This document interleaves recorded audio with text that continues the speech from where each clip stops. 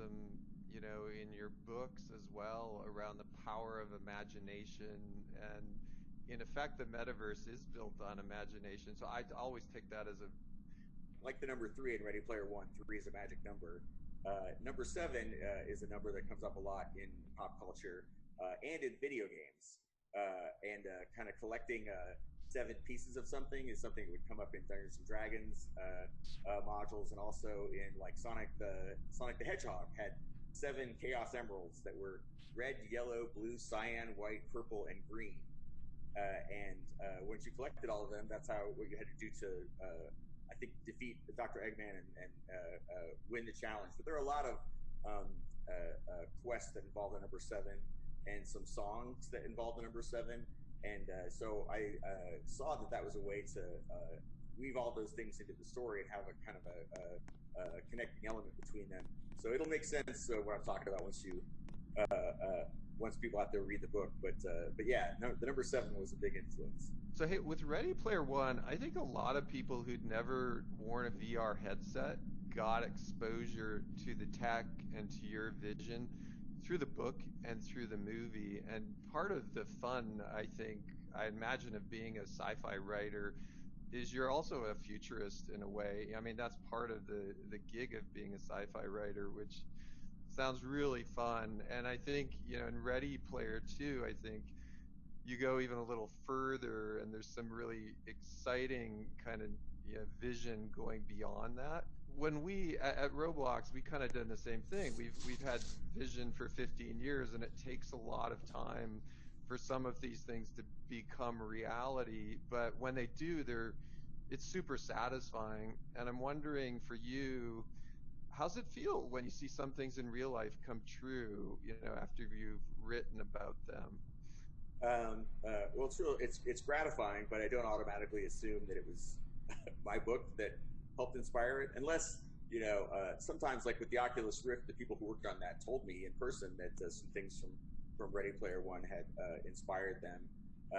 But it's so much easier when you're a writer to just write.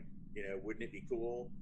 Than it is to actually make it. It's like easy for me to design an amazing video game in a story. Yeah, Yeah, but as you know, it's much harder to actually make the real thing. I So I think yeah, that could be a good thing though, right? Because us technologists, we can get locked in by how difficult it is to build stuff. Where writers and futurists, you have the freedom of the written word, right? There's no limit to what you right, can imagine. And then the technologists more have to like figure out, can we really build it? right. And they're the only ones that can really build it. If it was just left up to the writers, all this stuff would remain fantasy. But that's something that I remember hearing about Star Trek, the old Star Trek series.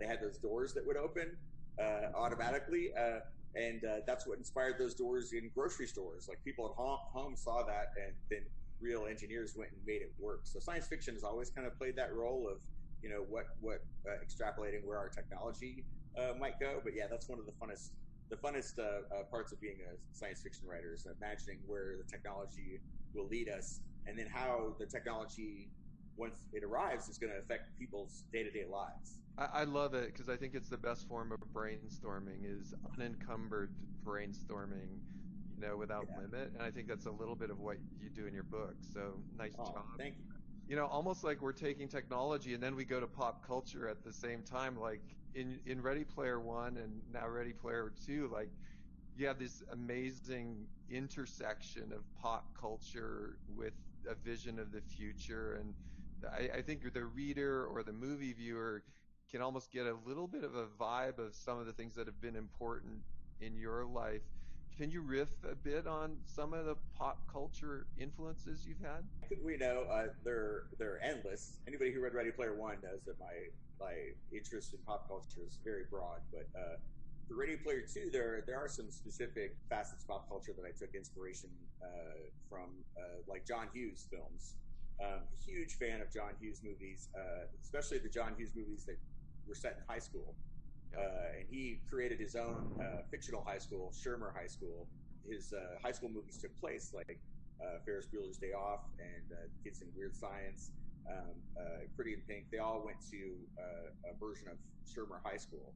And I was always fascinated with high school being the setting for all these, dramas about young people's lives. Yeah. And especially The Breakfast Club is probably my favorite of all time. And I think 90%, 95% of that movie takes place in the school library, which ends up being like this social battlefield for the four kids as they get to know each other.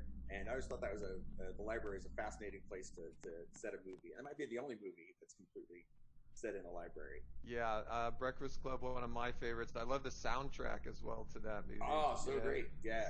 so good. Seems like the book was so fun to write. Are there any moments that you felt were super fun without giving away too much? I don't think I can give away the super fun moments without giving away too much, but I will tell you it was I had fun. I had fun the whole time